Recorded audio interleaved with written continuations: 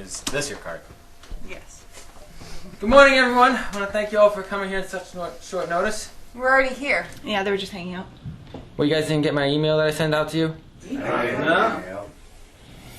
Okay, well, you're all here, and that's all that matters. As you guys know, there are some contractual issues with Dan DeVito, which in turn means that we can't use his script, and so the movie is on hold. Wait, Yes.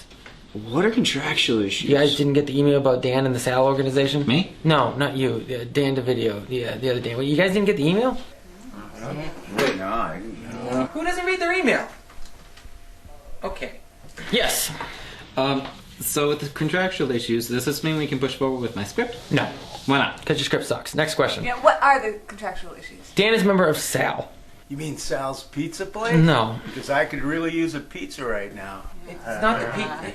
It's not the pizza place. Wait, is someone ordering pizza? No. Yeah, it's Dan's contract issues. I don't have any contract issues. The other Dan. So he's the one ordering pizza. No, Terry's got to order the pizza because it's Dan's contract issues. And I'd like my pizza with shrooms. No. This has nothing to do with pizza. This has to do with Dan, his acting, and his script. My script? No, Dan's script. But he is Dan. The other Dan. The one that works for Sal. The pizza place. I thought you said he didn't work there. He doesn't. You just said... Look, Dan is a member of Sal, the Screen Actors League. Oh, like the League of Extraordinary Gentlemen. Which is really aptly named, right? Because, like, none of them were actually that gentle. No, I never thought of that. No, I really wanted to see that movie. I heard it got really bad reviews. Yeah, but actually it wasn't that bad, though. Guys, focus. Dan. Yes. Not you, the other Dan. Dan DeVito. Dan is part of Sal's Screen Actors League, but he hasn't been paying his dues. So, in turn, all of our footage is kind of technically illegal and could be confiscated and we could go bankrupt. Don't you need money before you go bankrupt? No, not having money is the key to going bankrupt. Whoa, I'm confused. Do we have money? No, we don't have money. So we can't go bankrupt. No, we can't go bankrupt because we don't have money. Yeah, Dan. I'm a screenwriter, not a bookkeeper. Well, I am. A screenwriter? No, bookkeeper. So what are we arguing about? We were arguing. Guys, we could lose everything. But we don't have anything. So ergo...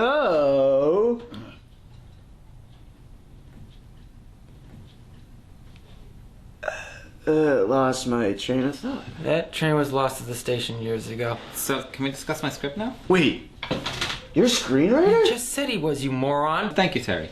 So can we discuss my script? No. But you just told him I'm a screenwriter. I didn't say you were a good one. Why do you have to be so rude? Look, I'm just a bit stressed. I could lose everything, okay? Yeah, everything. What do you have to lose? 2 beaten vehicles in the back, your warehouse job, this for a film crew, enough money to be bankrupt somehow? I don't have money.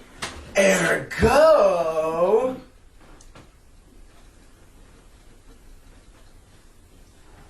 Damn it! Well, you have enough to be bankrupt, apparently. And you have a trailer. I don't have a trailer. Dan has one. I do? Not you, the other Dan. I need something stronger in this. Sorry about the mess. We'll be back later to clean it up. Keith, didn't work.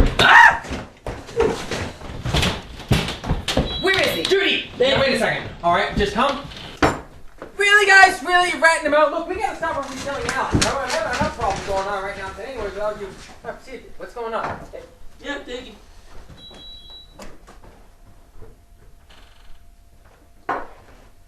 Keith? Yes. Thank you.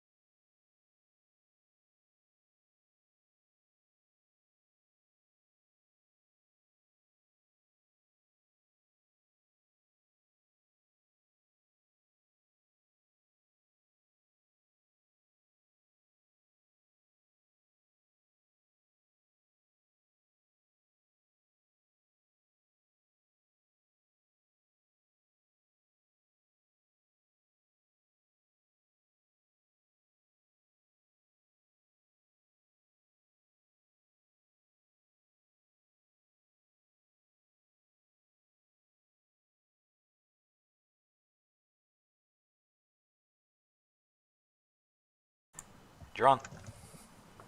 Good evening, and welcome, sadly, to the final episode of the Early Late Night Live show. We'll be discussing a little bit in detail as the show goes on as to the reasons why this is the final episode, but sadly, this is the final episode. I want to thank you to everyone who's been a support of the show over these 2.5 years. I want to thank all the crew and whatnot, but we'll be thanking a bunch of people throughout the episode. I'm wearing this hoodie because I wore an Irish Films hoodie for the first episode, I think, and I want to make sure I wear it for the last episode. But for my opening monologue, I have a poem. This is a poem by Terry Traynor.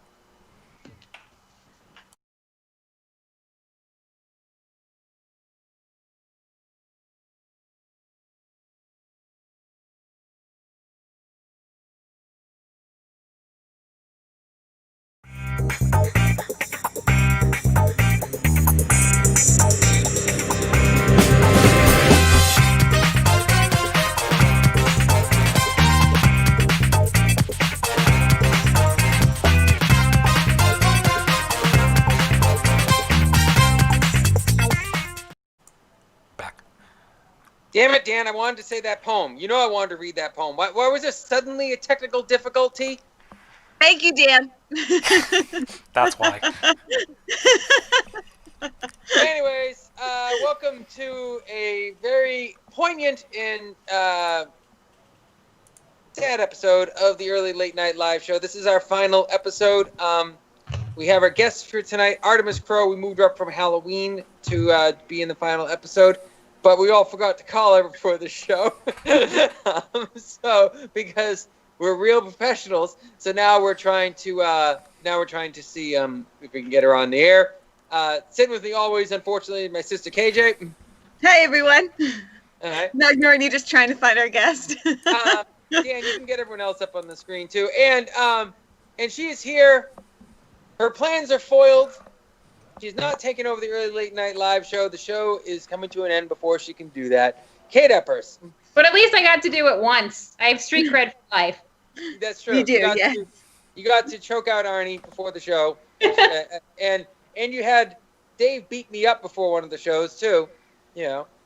And Mitch Fortier should be joining us hopefully later. He's out on a shoot, but he should be chiming in. Hello to Bob Turner. Hi, everyone. Sorry to see you go. I'll have to go back and watch the archive episodes that I haven't seen yet. Bob, always been a great supporter. Beer and pizza and the Early Late Night Live show.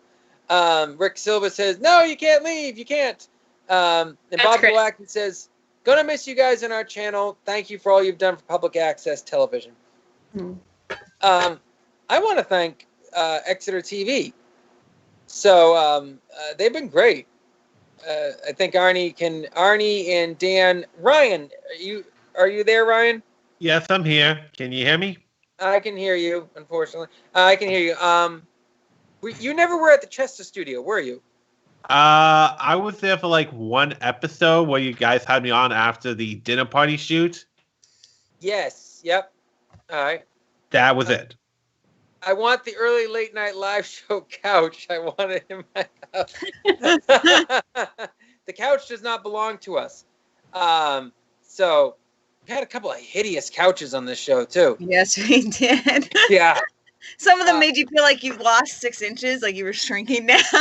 Like, the Chester studio was kind of awesome in the sense that it made you feel like you were stepping back to a bygone era that was best to be bygone, you know? Like the 80s. Ooh. Huh?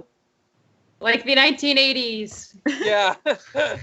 like it was, yeah, it was. Hey, yeah, were you at that studio? No, but I've seen some footage. Right, all right. We see. Then find the person who owns it. Yeah, well, let me see. Bob Black said you can probably take it. We need to clean the studio out. Bob, don't shut down the whole studio. Depending on which couch he's talking about, he can probably just take it. If he's talking about the old couch, because there was 2 couches. We got a brand new one, which was really nice. And then we got that crappy green one. It was just hideous. And you just sunk deeply down into it. I should know. I never sat on it. I was actually Arnie and Mitch and everyone else sat on it. Yeah, like I said, you felt like you lost 6 inches. It was kind of awesome in a way. Yeah. Let me see. I never got to sit on that couch. I'll always regret it. I'll take the couch. We're getting new carpet, new paint job, apparently, hopefully next year. Oh, now we start to update the studio. Now that we got rid of the riffraff, we can clean up. Now those guys are finally out of there. But no, Exeter Television has been really, really awesome. Bob Glowacki, Dan Graham, you got a job out of it. Yep. So don't sound so enthusiastic. But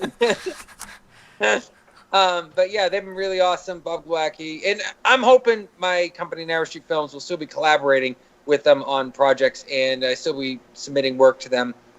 But unfortunately, no longer doing the early late night live show. To put it bluntly, if anyone is wondering, mainly it came down to as a company, we just don't have time to produce the projects that we want, the film projects and the television show. And so past couple of years, we haven't really been doing much with film projects, and we decided it was time to focus more on that. And that's just it. That's that's skinny of it. It's been a long, hard year for a lot of people, and that includes us. But this show has been a lot of fun. Stephen Lomer says, I'm proud that I'm a member of the ELNL 5-Timers Club. He's been on the show 5 times. We let that happen? 6 times if you include the book fair that we did. Oh, wow. Yeah, he really needs a t-shirt. And, hi, Stephen. Huh? Oh, I said, hi, Stephen. Hi.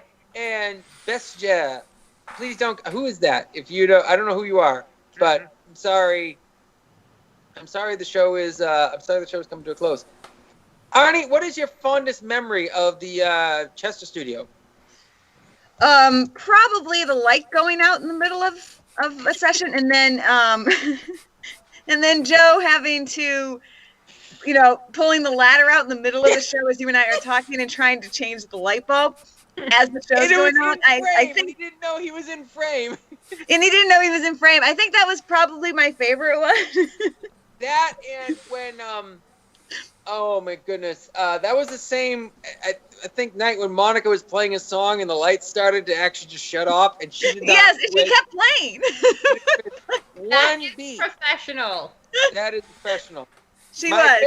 I mean, for those of you who don't know, the Chester studio was possessed. Yes. Genuinely. It gave us possessed. our start, so we really shouldn't complain too much, but it gave us a start, but it was really bad. And I will tell you, things are. Dan, you remember this because you started there. Everything was working fine up until the point we would go live, and then suddenly all the stuff that we tested beforehand just shut off. You know. And say something. Hey. Yeah. Hey. Hello. Is that Artemis Crow? Hello, hello. Yay, she made it. She made it. Where are you? Oh yeah. Yeah, you're on. Rick You're on, says and your I'm a proud microphone's on, and one-timer. your camera's. I'm possessed with sadness that you are ending the show. Oh, well, that's really touching. Did we Mark lose Traynor Leslie says, again? hi all, mostly Yep. you, Stephen, obviously. Did we just lose our guest? Get our guest in lost again? Oh, and she's I will back. see if I can find her again. I'm here. You're here? Oh. Okay. We hear you. We can't see you. I can't see her. There she is. I can see her. Oh my goodness. I swear I'm here. Oh, What's that hideous thing on your shoulder? Oh, jeez. I'm sorry. Who is that? Stuff coming on. I'm sorry. It's my final episode. I'm gonna get a couple of jabs in. So. he's gonna say everything he ever wanted to say, but never did. Tonight, live.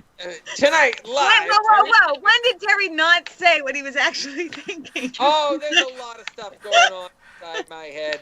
Just a quick reminder, we are on public access TV.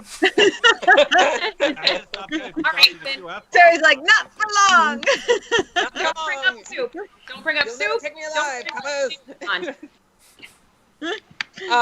So we're going through my fondest memory, I think, of All right, the well, Chester let's try studio again. is we went to a different Exeter studio, the one at the high school, which was nice, but we had issues with that too. and then we found out that was canceled. So then for one of the episodes, we had to go back to the Chester studio. Yeah. Remember that, Arnie? Yes, I do. Yeah, big. Do you remember that everything failed that night? So I ended up doing the whole. We had Carrie Kiba, right? Carrie Kiba and Hello. on the show. Hello, she's back.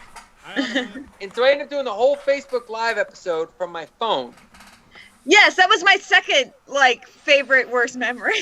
Because I swore like a son of a bee on that because I wasn't on public access, so I just didn't care. I'm like, you know. I just felt so bad for Phoebe and for Carrie. We're supposed to have them back on. It just never worked out. But they were troopers. They just kept. That's true. Yeah, they just kept going and they rolled with it. They were just so classy, and we were like.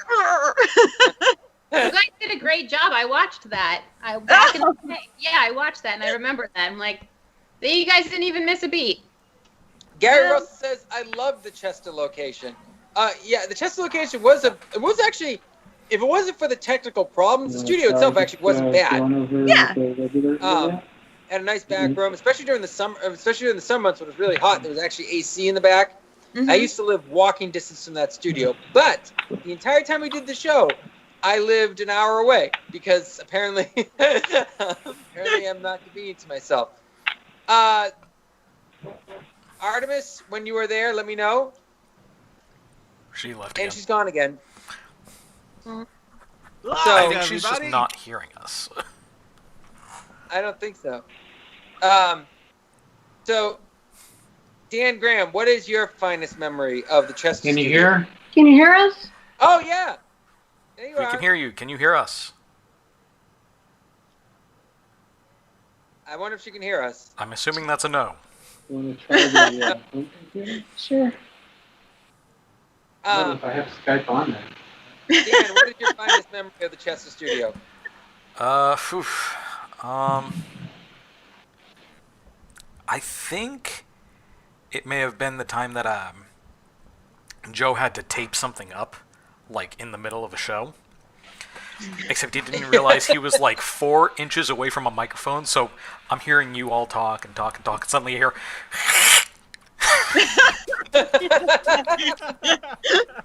Yeah, for tape. Yep. Actually, it was duct tape. I don't think we had duct gaffer tape? tape. It just says there's a 4 connection. You couldn't afford gaffer tape. Yeah. Yep. There's a 4 network connection. Yay, there's Artemis. So why the fuck is that happening? I mean, we're plugged into this, aren't we? Yeah. We're still on Let's television. try Yeah, I don't think she can hear us. Nope. Probably not.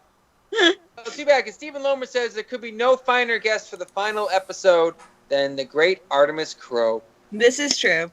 She was great. I remember her Halloween last year. I loved her costume. Yeah, you know what's funny is I don't think I've ever seen what she actually looks like. Oh, you have? Ooh, I have? Yep. She was at the fair fight. Yeah, she was at the fair fight, but she was in costume then. And I actually didn't know who the hell she was. I thought, oh, this is just this nice, sweet lady that keeps giving me water, and she's acting as if she knows me. But when you're the director and there's a bunch of people around, or you're a producer, a lot of people just treat you like they know you because you are the producer, and everyone almost always knows who you are, you know? And so you just, whatever. But she was chatting. She was like, the way she was talking to me was like she'd met me before. I had no clue who she was. And then she came back to the studio for the Halloween episode that same year. I'm like, oh, right, you were at my film shoot. So, yeah. In your defense, it took her No. literally saying, I'm Artemis Crow, for me to recognize her when she was on the set. I would try so. Tarmac 04, all lowercase. Artemis, See if that works. I don't know if you can hear us. Arnie, do you have I'm texting her. It's not coming through. It's not being effective right now. she's in, she's out. She's in, she's out. We're going to go to break, and I'd like to play a Steve saga, if you could. Unfortunately, we couldn't get Steve's final videos onto tonight's show. I actually filmed, my brother filmed the sketch. Hi, can anybody hear me, see me? We can all hear you. I don't think you can hear us, though. We're going to go to break. Yes. Dan, cut us to break. When we come back, we will hopefully have our guest, Artemis Crow, ready to go. We'll be back. Early Late Night Live Show, the last Wednesday night.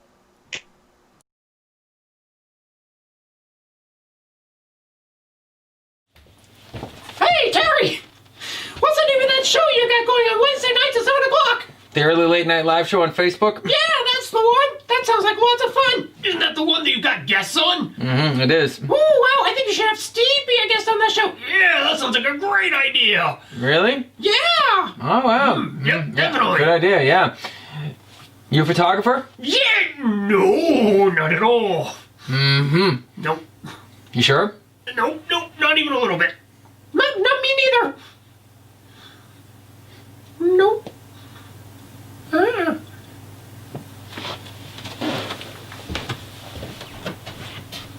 Think you bought it? Yep, sure. We'll see Steve on that show very soon. Yep.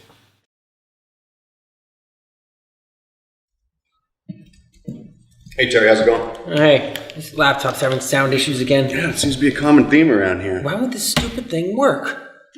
Oh, I know IT. Let me take a look. I feel like this happens every week. We really need to get on top of this. I'm sure Dan's doing the best that he can. Yeah, Dan. Oh, there it is. You had it muted. I did not have it muted. And?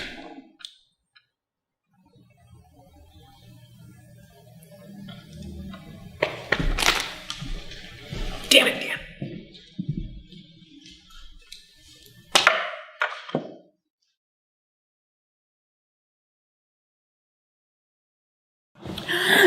No! Again. What's going on? Well, we're trying to film a promo for the Early Late Night Live show, but Facebook Live keeps kicking us off. Technical difficulties. Tell me about it. Oh, okay. All right, here we go. All right. It's the Early Late Night Live. Let's try it again. What are you trying to say? Well, you know, that people should watch the show because we have so much fun, talk entertainment news and, you know, things like that. And, you know, of course, my segment. Yeah. I swear, Facebook hates us. You know, hey, maybe if we do this. Ooh. Oh. Whoops. Accidental selfie. Yeah, okay, look, let me. I got the... No, you apparently don't. No, I do. You don't actually know what you're doing, all right? It's my phone. Yeah, no, listen, let me do it. Let me do it. You're acting like such a girl. Oh my gosh, you guys. What? We're live. Hey! Join us Wednesday night, 7 p.m., Exeter Channel 98. And on YouTube, when it works. And we'll talk entertainment news and trash some trailers. And then, of course, we've got my segment. So don't miss it. Join us on Wednesday night at 7 p.m. It'll be fun. Yeah. Siblings.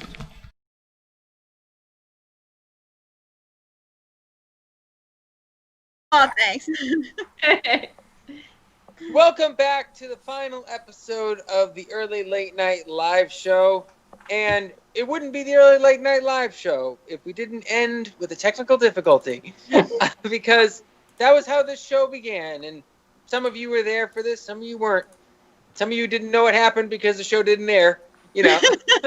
Because we had a lot of technical difficulties. But Stephen Lomer is quoted in now saying there could be no finer guest for the final episode than the great Artemis Crow, who is here with us in voice only, even though she's in a great costume. Sadly, due to technical difficulties, yeah, we can't get video and audio because what the hell, you know. Artemis Crow, how are you doing? Well, I've been better. I look fantastic. You should just. I believe it. You just this costume. Now, so this is kind of ironic because the first question I have up on my list of questions is, what the heck kind of costume is that? Well, let me describe it for you so you can just paint a picture. So I am here as Nyx, the goddess of the night. So I have on essentially a black Elvira wig, and I have a really cool little small headpiece with crescent moons on it, and dark makeup, and a black cloak that Nyx stole from the Morrigan. So, or she borrowed it without asking. Liberated it. Liberated it, yeah. She nicked it. Well, that sounds amazing. It is amazing. Yeah. And I'm sure we would all love to see it. Thank you for the last minute change due to the show canceling, but we didn't have a guest this week, so I'm really glad you came on to be our last guest. Absolutely. You're a part of the Three Timers Club now, right? Yes, Absolutely. Well, now, do you count the virtual book fair that we did as Yes, a we do. visit? So that makes you 4. It makes it. I'm a time. Yes. 4-timer. How many of those do you have? Huh? How many of those do you have? I don't know about 4-timers. Apparently, Stephen Lomer's been on 5 times, Darn? 6. Oh, dang. 6. Yeah. How did he scam his way into that one? Ah! I don't know. I mean, Kate, you've probably been on more than anybody else. We're But I not gonna was count you, though, technically but a guest. yeah, we're not going to count you because you're kind of technically the More of a kidnapper sometimes. yeah. Kidnapper, assaulter. Yeah. I would say Water. then Adam Griswold is probably next. He was on the show quite a bit. Mm-hmm. Yeah. One time in costume, in character, if I recall. Oh, that was awesome. Yeah. Should we But count I that as him, though? That's a good point. Wasn't that the episode I was on, and I was like talking about alien robots and ridiculous stuff like that? It could have been. I can't remember now. It was. Yeah, no, I'm pretty sure because I accidentally knocked over your sign, and you guys were like, "Alien did it! Blame the alien!" So we do have a guest, Artemis. How's it going? And when's the next Zodiac Assassins release? By the way, she is an author. You can follow her on Pinterest, Artemis Crow Writ, on Twitter, Artemis_Crow, and on Facebook, Artemis Crow Author, and on her website, Artemis Crow. We'll drop all those links in the Facebook page and in the YouTube.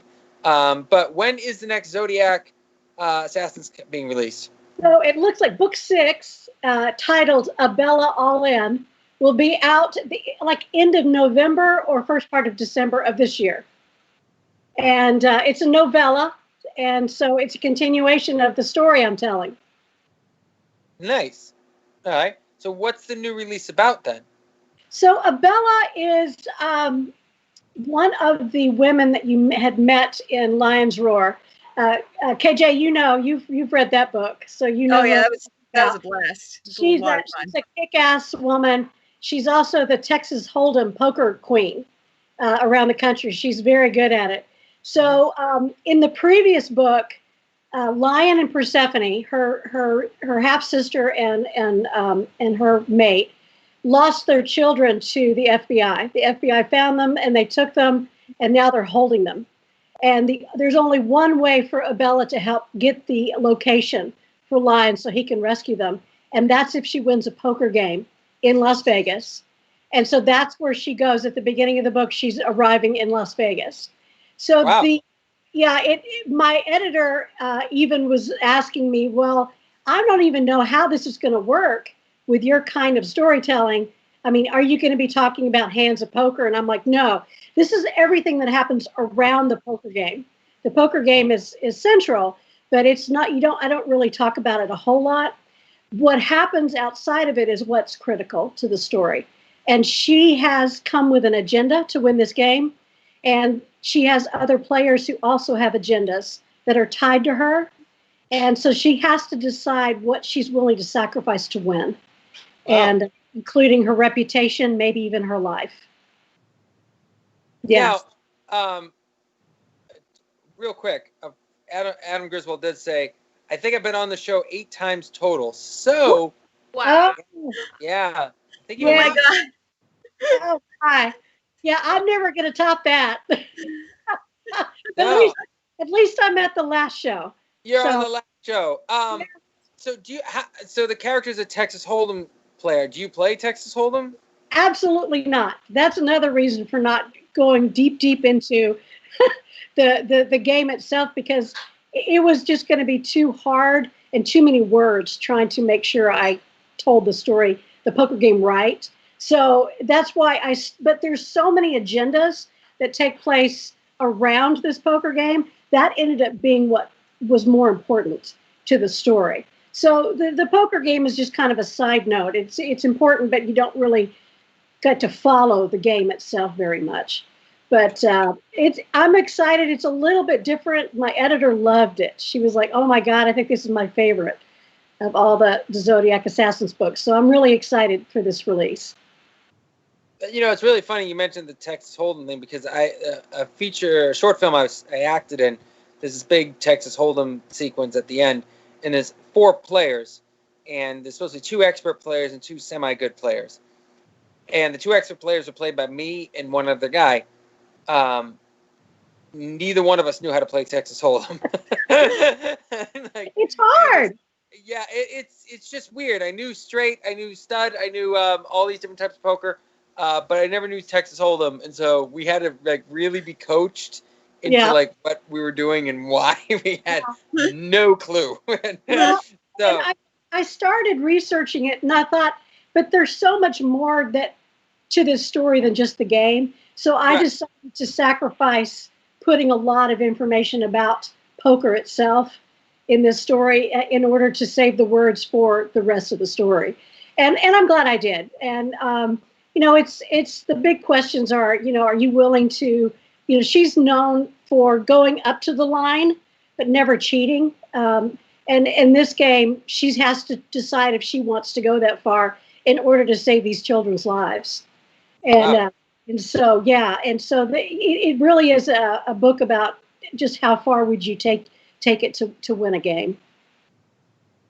And so what's the future for Artemis Crow? Well, hopefully we'll find another show. News on, because I really, really, really miss, especially doing these at Halloween in costume. I dearly wish you could see my costume, but because it's awesome. But I'm going to continue to write. I'm working on the 7th novel, which is Cancer's Moon, and that is going to be a really interesting story, talking about the supermoon and water gods, Japanese water gods, and big cats. There's going to be a black jaguar that is in this book, who's a central character actually. So I'm looking forward to that, and I've already plotted the 8th and 9th books. I've got the plots figured out and written down. It's just a matter of time to get them done. And then the other thing I'm doing is I'm actually redoing all the covers that I've released so far. So when I release Abella All In this year, I will be changing out all the covers. So I'm excited. Stephen Lomer says, I miss seeing Artemis at the book fairs. Gary Russell says, Artemis sounds like Spartacus. And Texas Gold'em, I love Texas. He is from Texas. Yes. Now, Artemis. Yes. What is your sign? I'm a Leo. Okay. Now, I'm going to play this little game right now. All right.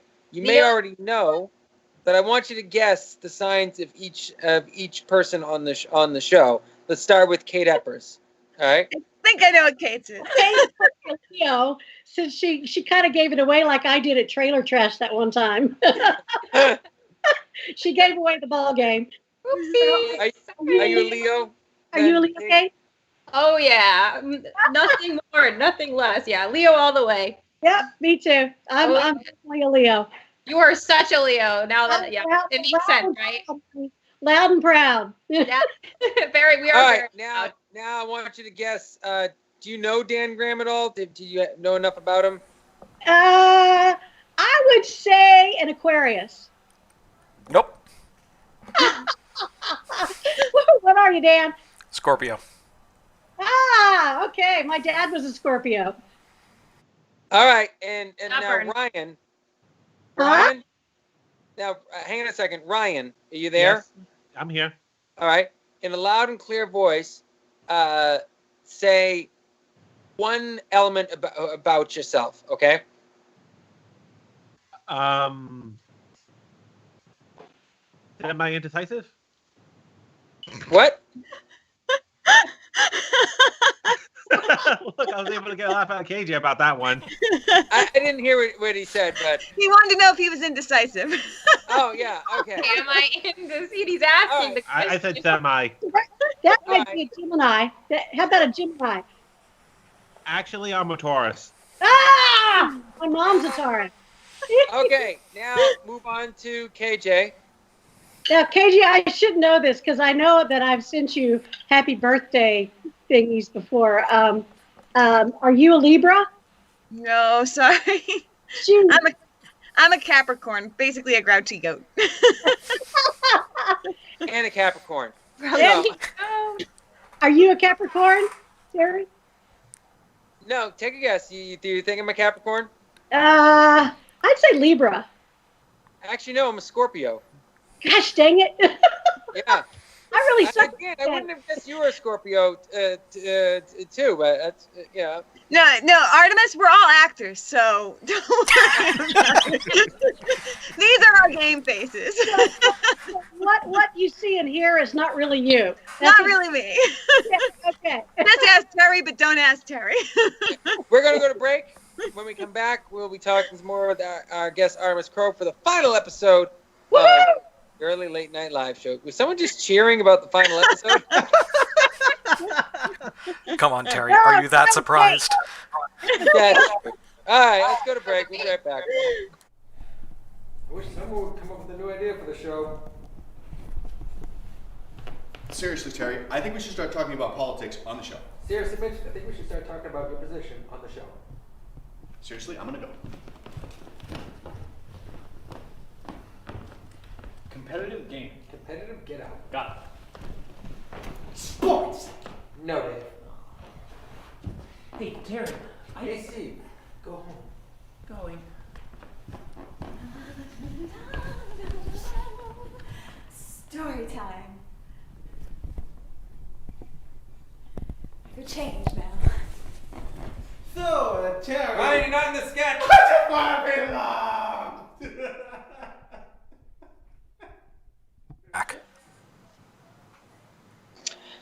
I want to thank everyone for the kind wishes that they're going to miss the show. Yeah, and Arnie was just saying that she was going to miss it because it's helped through the pandemic. I'm going to miss it. It was not an easy decision to decide to do this. There's a lot of factors involved. I gave the overall, point of view on it, but there's a lot of factors involved in this decision. I was talking to a big supporter of the show. Matter of fact, Gary Russell, the guy who's in the chat and who wrote the ending song for the show.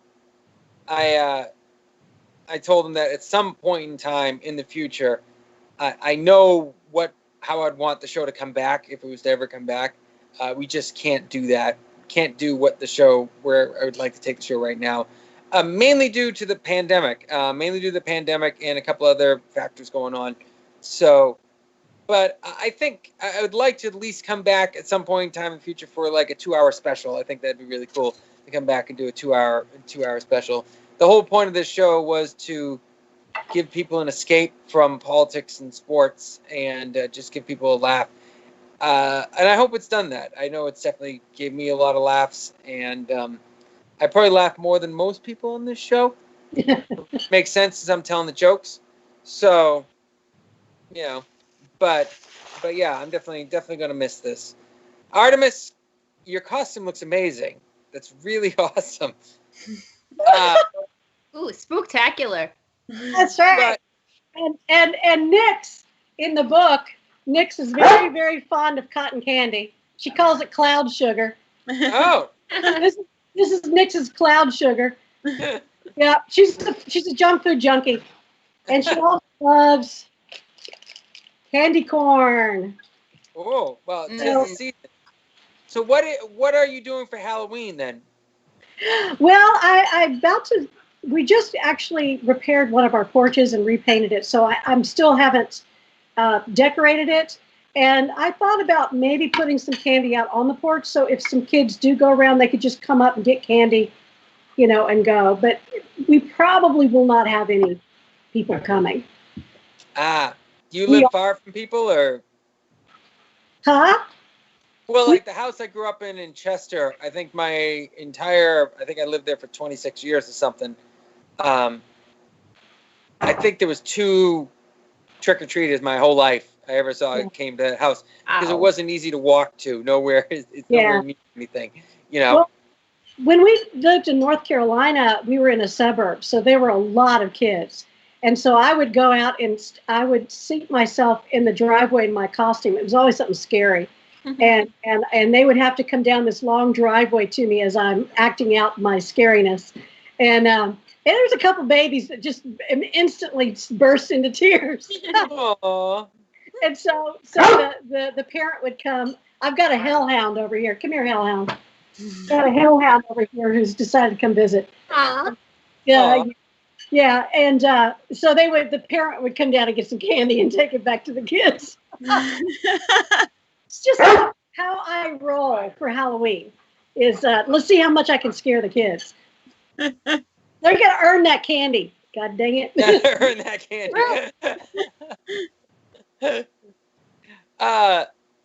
So are you originally from the South?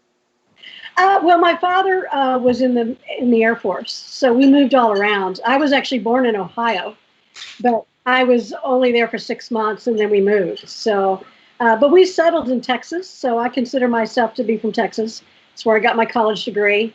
And then my husband and I went to Florida, North Carolina, and now here. Yeah, because you got a bit of a drawl. I do. I have the y'all and the and oh bless your heart. Yeah, oh bless your heart. Don't make me pull out that dog. Yeah, that's not good. Now, what is the significant difference, would you say, between a Carolina Southern accent and a Texas Southern accent? Oh gosh, there just seems to me more of a twang to the Texas and more of a kind of a rednecky sound to the North Carolina. Which one's faster? Oh, I would say Texas. Okay, that's what I thought. Yeah. That's what I thought. Yeah. Now, the head bob. Oh no, you didn't, huh? Mm-hmm. Now, was it like a shock when you come up to New England because we talk so bloody fast up here? Well, no. The accent. There's a couple of people. I was at a gas station, went inside the convenience store, and the gentleman had an extremely strong New England accent, and I was doing my best to understand what he was saying. And he was blabbering on, and I was just like, So, but no, it hasn't been that difficult. It hasn't been that difficult. It's there's a lot of variety in accents up here. I was kind of surprised. There's this super heavy New England, and then there's just the every once in a while the pack the car, that kind of thing. That's pretty easy to hear. Go ahead. If you go from Southern New Hampshire to Northern New Hampshire, they talk slower and they talk clearer, to be perfectly honest. Which one's Southern or Northern? Which ones talk slower and clearer? Northern. Northern. Okay. Yeah, Northern New Hampshire. They call us Flatlanders down here in Southern New Hampshire. Well, I can see why. Yeah. You go up there. And I went up there. My family's from Massachusetts. I worked in Massachusetts for a long time. Even though I've got a lot of experience now in front of the camera, I'm a bit more aware of how I sound from my radio experience, the television experience. But when I get tired, I have a tendency to go kind of really New England. And I'd driven up there to do some work, and I was staying overnight. And I got up there, and one of the words I keep forgetting that is very New England is sure. Oh. Is that the beach or is that yes? Sure. No, yes, sure. Sure. We'd like to have a coffee. Sure. I'd Yeah. love one. Yeah. Mhm. And one of the people up in Berlin, New Hampshire, she just looked at me and said, "Sure." What does that mean? Sure. Sure. So. Yeah. I had a real Southern Charleston, South Carolina accent. You talk like this, and Southern Belle, and I sounded like that when I moved to Texas, and then I got the twang from Texas, and that's kind of lingered. So I think I'm stuck with the twang. Well, what's really funny is I used to work with this guy named his name was Brian, but we called him Yip because he used to say Yip all the time. And he was Yip the yard driver, Yip is what we referred to him as. He was a Manchester, New Hampshire born and raised, but he had been in the Army for a long time down south. So he had a pretty heavy Southern drawl, but he spoke as fast as a New Englander. And I tell you, I used to have to work in trucks, and I had to talk to him over CB radio. Oh, whoa. And so basically, I was a backup yard driver for 7 years. And basically, I never understood a damn word he said for 7 years. I pretty much had to guess. You just nodded a lot. This is what you would hear on the radio. Hey, turn it down, trailer gun, no, move over there, man. That's what it is. All right, see you later. You know, that's what it sounded like. Just friggin' gibberish. And I remember towards the time, my last time, he finally pulled his truck up next to me and said, "Didn't you understand what I said?" And I looked at him. I said, "I have not understood a damn word you've said for 7 years." So, that is the worst combination in the world. Is New England speed with Southern drawl. You know? Well, I tell you, there's one other that has always floored me. I don't know how pilots can listen to an air traffic controller. Oh, and here's another hellhound. And the hellhounds are out. Air traffic controllers. I had an uncle who was an air traffic controller, and I don't know how they understand each other. They just, I mean, and they don't even have accents to contend with. It's just like, take off and how do they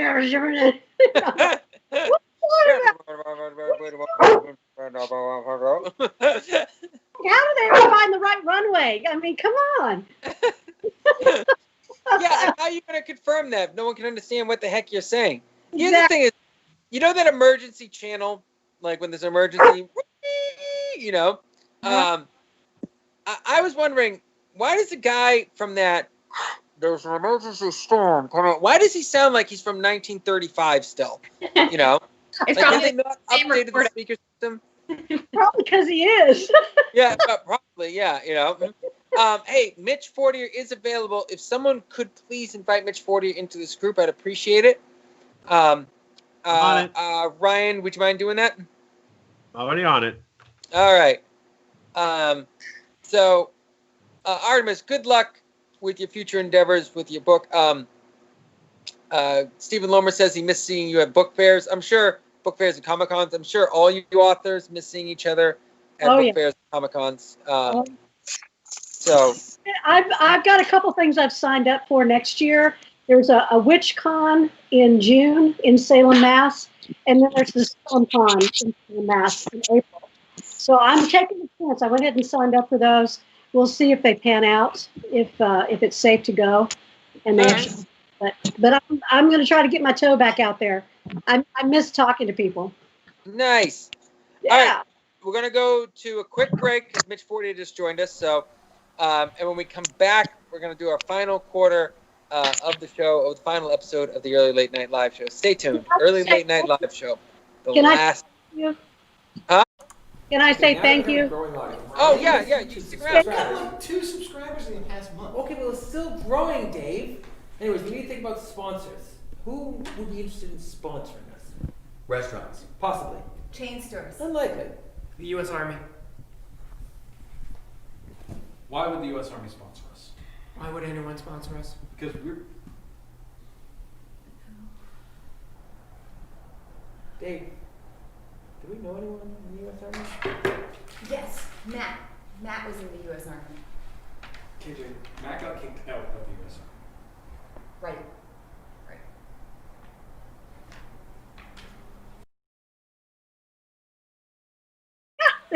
Back. Welcome back to the final quarter of the final episode of the Early Late Night Live Show. Dan, you can replace my image with Mitch Fortier's image. Because Mitch Fortier... Mitch, what is that hat you have on right now? It might be considered propaganda, but it is a boss. That's correct. So you got your sports in for the final episode. Son of a gun, you're right, and I meant to do it. Next thing you know, there'll be a photographer on this show. Well, I want to go around. The whole crew, and I want everyone to tell us, tell the world your favorite story from the Early Late Night Live Show. And we'll start with you, Artemis. What is your favorite story that you can remember from the Early Late Night Live Show? Well, I think it was the first one. I was dressed up as a crow witch, And KJ, you were dressed up as a patient. Yep. Oh yeah. And I remember you and I started going, having a back and forth, and we said we wanted to take our show on the road. It was what was it? We were that good. and what was your nickname? I can't remember. Yeah. Huh? It rhymed with Artie. It was Arnie and Artie. Oh right, yeah. Yeah. So Terry was talking about how Arnie and Artie, and I said, well, we need to take it on the road. Sounds like Thelma and Louise 2020. Exactly. And I'll go in costume. So, hey, that'll even make it better. But it was my very first television interview, and it was so fun, and I was so relaxed, and you guys made it so wonderful, just as you've done for so many artists in the community. I cannot believe that I'm going to be the only one to be able to say this live, but I can't, on behalf of all of us, thank you all so much for what you to support us as writers and artists and actors and directors and producers and all of the people that you enveloped into this fun, funny show so that we could talk about what we love and what we're doing with what we love. So from all of us, hopefully that's not too forward to do it, but from all of us, thank you. Thanks to each and every one of you for giving us this gift. Well, appreciate it. Thank you. That means a lot. It means a lot. I really appreciate it. I really appreciate all the guests that have come on. In all honesty, gave us a shot because there's a few times we didn't have anybody who was willing to come on the show. So just really grateful on that. Kate Eppers, what's your fondest memory of the early late night live show? Oh, I have so many. I guess real quick, there was two would be my favorite of two memories. The first time was, well, I guess it's no mystery or surprise that I wanted the show for myself. So one time I couldn't get Terry off the show, but I thought, you know what? Maybe I can get KJ and replace her for the night. So I ended up actually attacking her in an elevator, but that didn't work. So then right before the musical guest Aaron Reese went on, I went to help him set up. She didn't realize I was going to try to move in. And I still feel bad, but it worked out for the best. I put her in a headlock. I took her out. She was fine. The show went off without a hitch. She was missed, but it went well. Then there was another time where, again, I was trying to be good. I was trying to just be a nice, just spectator watching on my phone like everyone else at the gym, but I thought I need to host this. I need to get back on the show. So I actually got in touch with Dave. I paid him not very much money, like $2, and he took Terry out. He took him out. I remember. I said, do what you have to do, but take him out because this is going to be I'm going to host the show. And again, went off without a hitch, and it was the highest rated show. Time, and these are just such good memories, and I'll cherish those forever. They're so violent. You gotta take what you want. God, I don't even ask for it. Take it. All right, Arnie, that's the cost of your friend's physical safety. Oh, I didn't want to pick one because I just had so much fun in the show. I remember. I guess I'll do the first one. I wasn't supposed to be a host on this show. I was just supposed to be a director. And Terry had called me up in December and said, hey, we're going to do a TV show. I'm like, no, you're not. Stop it. And you convinced me that you were actually doing one. And I just remember coming in that day and looking at the board and going, that Dan was working on, thinking, I'll never be able to learn this, and there's no way I'm going to be able to do a TV show. But if I stay behind in the background, it'll be great. Like, I can do that. That I can do. And then I think, it was like not even a month, and we needed a new host, and there I was. And it honestly, it's been one of the, I'm having a hard time tonight, not crying, but it's been one of the best things I've had, and I'm really going to miss it. So you better go to Mitch now. All right, Mitch, what's your favorite memory from the show? Well, I'm gonna have to say twofold. My first time on the show, because it was an experience that I'll never forget. Oh God. And I was a guest on a talk show.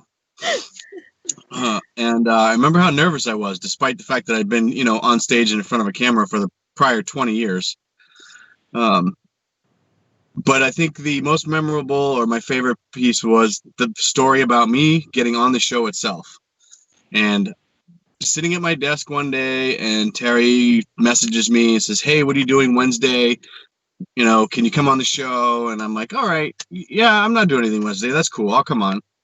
And then I go on and I show up, and I'm, getting ready, getting mic'd up, and I'm like, "All right, well, when am I coming on?" He's like, "Well, sit there for now. I know, and get everything sorted out, whatever." So I'm like, "All right, cool."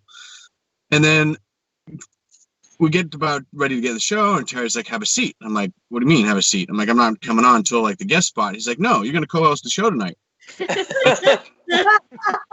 I'm like, "Oh, okay, cool. All right, so I'm a co-host. All right, I thought I was just gonna be a guest to talk about some stuff that was going on, and you needed a guest last minute. So, that's cool." And then by the end of the night, I had such a blast, and I knew it was where I needed to be, and it was something that I wanted to challenge myself with. And KJ, might have to pass off just as quickly as you did. But the fact of the matter is, by the end of the night, I knew I was supposed to be there and put myself in a position where I was going to be invited back, and I was. And so I'm grateful for that. And it's been a great year and 3 quarters, and I'm going to miss it. But life goes on, and we'll see what the future holds. I'm looking forward to it. It's been a great experience, and we'll see you guys again soon. Yeah. Well, I'm going to tell you one of my favorite experiences. Dan Graham, are you there? I am. I want you to kick Kate's video feed off and put mine on. He knows how it feels. Love you, Kate. Even though you wanted my job. Real quick, Stephen Lomer says, my favorite memory was the famous Star Trek debate on my first appearance. Classic. Ryan Murphy says, hail early late night live show. So, yeah, there's a lot of, I got a lot of, actually, I'll go to Ryan first. Ryan, what is one of your favorite memories from the early late night live show? The one that popped up into my mind the most, honestly, this was back before I came on as kind of like a social media guy or a backup technical or whatever, or the guy that you kind of ignore whenever he starts talking about cameras. Ryan, just move on. Okay, sorry. Okay, this was back before I actually came on the show. It was one of the Christmas specials you guys had. I remember vividly, you guys were talking about some Hallmark movie, like A Puppy for Christmas or whatever. Yeah. And as you guys were describing it, I couldn't breathe. I was laughing so hard at how ridiculous you were making it sound. And of course, later I watched the trailer. I'm like, they weren't exaggerating. It was terrible. It was so terrible. I honestly think it deserves an award. That's how amazingly terrible it was. So, Terry, here's my question then. Were you aware that the Razzies were a thing? Huh? The Razzies. The Razzies. The Razzies. Yeah, I'm aware of the Razzies, yes. Okay, just making sure. Okay, all right. Dan Graham, what would you say is one of your favorite memories from the show? Well, I know I didn't sound too enthusiastic about it earlier, but like you said, this show is the reason I started working at Exeter TV. And honestly, just that in general, I think is probably one of the biggest things I've ever had. That was a point in my life where I was thinking I was going to be working retail my whole life. So for the show for you to come along and say, "Hey, we're doing a show," I'm thinking, "Oh, good." And then like 2 years later, I'm working at a TV station, and I don't know, just that in general. I think I'll always treasure that. It's been really touching hearing all these stories. Yeah, it's been It's been an interesting couple of years, me personally, but also for this show. I've learned a real lot. I went from live radio to live television, and it's a night and day difference.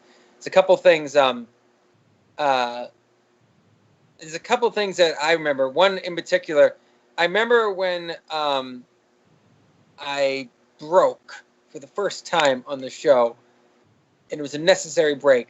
I used to be in the Chester studio. I had a walkie-talkie in my ear so I could hear the commands of like when the cameras were going to cut and stuff like that. And something was going wrong out back, and I was getting on the walkie-talkie and laying into the director and the crew out back saying, "What the hell is going on here?" And then suddenly I hear, "You're live." And I'm staring straight at the camera with this angry look in my face, and then realized like some of the stuff that I had said just went over the air. And I'm like, "You mean we're live like right now?" And they're like, "Yes, you're live on the air right now." It was a very humbling moment for me, and that is one of my fondest memories. There's a million memories I will have and I will start to remember. I will always treasure the crew hanging out at the Sea Dog afterwards. Yes. Yeah, a lot of great memories of us going there and hanging out after the show. Met a lot of really cool people through this show, and got to know Mitch really well. Mitch's story is he forgot one element of the story, which was that I asked him to be a co-host. He showed up and he didn't know he was going to be a co-host. But he said, "Hey, if you're ever looking for someone else to fill in for co-host," I said, "Well, what are you doing for the next foreseeable Wednesday nights?" That's right. Yeah, pretty much offered me the job on the spot. Yeah, and so yeah, that was pretty much how it got into it. We've had some great people on the show. Donna Scusian used to be the director in Chester. She did a great job. Always had a lot of great ideas. Joe Castricone, especially originally, the show wouldn't have happened without Joe Castricone. Rob Buckland helped out at the beginning of the show. There is obviously Rob Glowacki, Dan Graham, Jack Duran, who was the director on the show for a while. Dave Mills did some great work as on behind the scenes and doing some extra comedy. Steve Young, who I feel bad because he was never on the show enough, but always was a great supporter of the show. Gary Russell wrote some music. There's been some really, Bobby can never show his face. Trickett. Yeah, Bobby Trickett was a great supporter of the show at the beginning. He got really busy with his job, but we always had his face covered. And the reason we had his face covered in the beginning was just because he actually used to just be behind the scenes. And then I didn't know what to say one episode, so I just turned and asked him a question. And he was just kind of funny with his response, so we mic'd him up from there on out. And we used to make this joke that we don't show his face due to contractual issues. And one of the reasons why we don't show his face is because he's a very handsome guy, and we didn't want people to want him to be the host. So, but yeah, he was a great supporter of the show. Obviously, Exeter Television in general. Hillary, that used to work at the television station. Let me see. Hang on one second. Yeah. Also, Adam Griswold, who showed up a lot to the show. Adam Newman, who's a big supporter of the show too. My old friend Adam Newman, and Bob Taranjo, who I don't think has missed an episode. Bob Taranjo, yeah. Really great. Kate, you coming in and helping out. Kate's often got a very last minute call. Can you come in? And used to live pretty far from the show too. I still live. Well, it doesn't matter now, but yeah. Right, yeah. 5 minutes. Renee Zara. Who? Renee Zara. Yeah, Renee. That's a lot of really great guests, and of course, Arnie has been on. She was really just a director beforehand, which is really good. But you come on, and it's been really awesome having you on the show. I mean, I give Arnie a lot of crap on the show. And I don't know if you realize the reason why I do it is because she's my sister, so I can get away with it a little bit more. And it just feels mean sometimes doing it to Mitch, but to Arnie, for some reason, it doesn't feel mean. I don't know where I came up with the whole always unfortunately thing. It's pretty early on. Pretty early on. Arnie, I'm going to bring back one of my favorite memories. Okay. Platoon. Oh my God. Yes. Uh, I am actually a reasonably intelligent person. I cannot pronounce words. It is my biggest downfall. I'll modify that with exceptionally intelligent and talented on top of it, and pronouncing words was definitely not your strong suit. Definitely not. It was one of your more endearing qualities. Thank you. But platoon, I still can't say it correctly.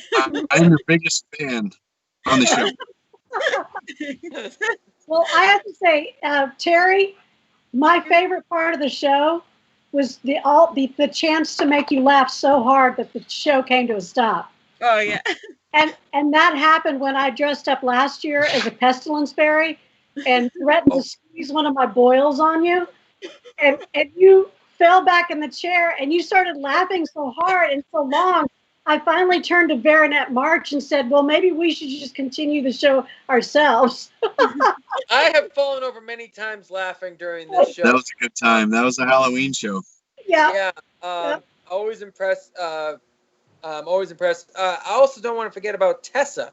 Makeup Girl also was a marketing girl who came on the show a lot. What did she say once about my hair? I asked her to fix my hair before the show, and she looked at me. She said, "It's always a mess." I'm like, "You're the hair and makeup person." She goes, "Yeah, but it's fine. It's always like that." But Terry, I just want to say one thing. I know we only have a few minutes left, but you're the one who started all this, and I remember you came to me and you said that you wanted to make a welcoming place for people who were artists and didn't have a place to go to talk about what they did. And you ended up creating a community of people that have become, almost all of them are now our friends. I don't know if that improved their lives, but sure as hell improved mine. And this was your baby, and you created a welcoming, fun place to go. And I have to say, my favorite thing to do was always trying to find a topic or a trailer that would make you rant, because I just found those to be the funniest things. And I mean, I'm lucky. You're kind of stuck with me, and I know today especially you aren't all that pleased with me. but I still get to make you do that. I'm just sorry that the world doesn't get to share it as much. Yeah, because you can still just call me up and say, "Hey, how about this?" Yeah. I mean, we never got to talk about Henry Cavill maybe being James Bond. I mean, the world is missing a rant here. Okay. So, yeah. So, but I wanted to say thank you, because I had no idea how much the show meant to me until I got your email Sunday night.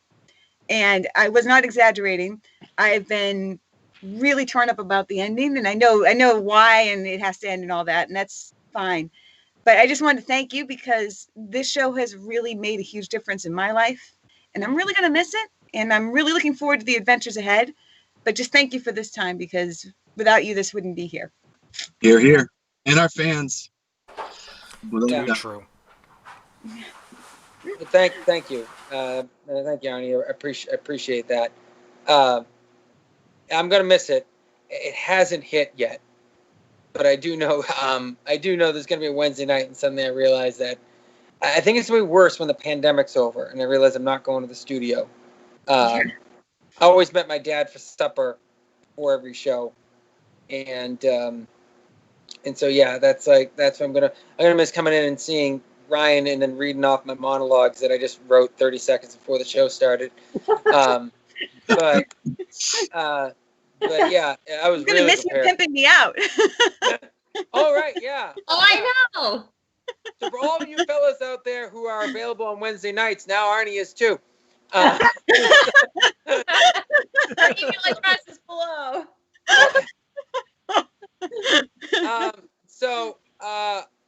I will do. I want to do a final words of encouragement. So I've worked a lot in cable access, and for all you filmmakers out there, you have a lot of opportunity with cable access, but it's only what you put into it. But don't take it for granted. Don't take it as the grandpa who's playing the guitar, thing only. It is a viable opportunity that requires your work and effort, but it's well worth it. And for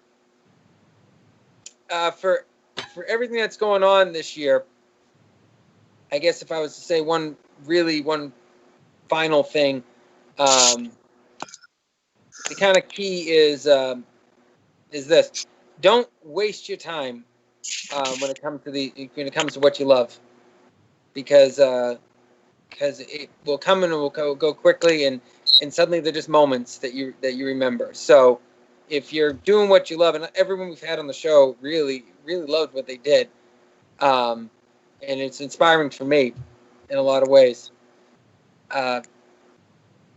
Do that.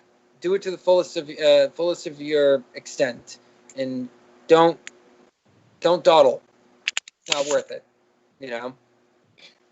So yeah, that's it. This has been a really fun couple years, and I'm gonna miss it. I'm gonna miss seeing you guys every week. And I'm gonna miss the audience. I'm gonna miss the laughs. I hope at some point in time in the future to have like a special 2-hour special or something like that. But for now, this is just me signing off for the last time. So goodbye to the audience, goodbye to everyone who's helped out with the show, and good luck everyone on your ventures moving forward. I do want to end with a poem though. A poem by Terry Traynor. Hey, thanks for watching the Early Late Night Live Show. We are on every Wednesday night live at Exeter Studios in Exeter, New Hampshire, 7 p.m. every Wednesday night.